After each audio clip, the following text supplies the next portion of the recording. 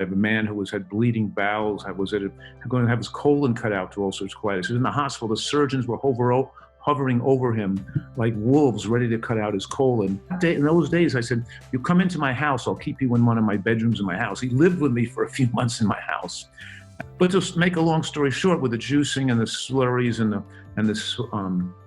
the green drinks and everything and the smoothies, I eventually got him back and his colon healed up and he was able to get well and save his colon and be off medications.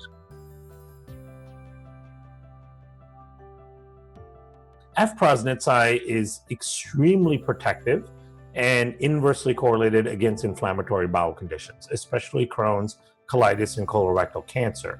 In fact, it prevents it in experimental models where they induce colitis and then you implant F-prosnitzi, it actually resolves the colitis. In this day and age, for a physician to say that diet has nothing to do with someone's disease, especially an intestinal disease. Are you telling me that what you put into the intestine has nothing to do with the health of the intestine?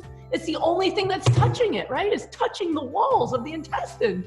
And most gastrointestinal doctors will say your diet has nothing to do with your reflux, with your irritable bowel disease, with your Crohn's.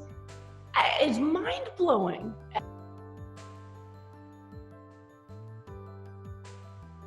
But within a year, my husband, who has had inflammatory bowel disease since he was 17 years old and had never achieved remission to that point, despite being on very strong two different types of anti-inflammatory medications and immunosuppressive medications. So in 1 year after going plant-based, he went into full remission. From an endoscopic standpoint confirmed through procedures, which was astounding. Yeah, they say, if you don't change where you're headed, you're going to wind up where you're going.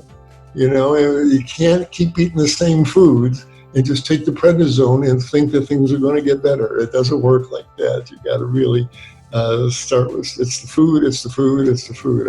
Yes, leaky guts certainly happen, but they absolutely can be healed. And I encourage people, don't despair if you get their diagnosis.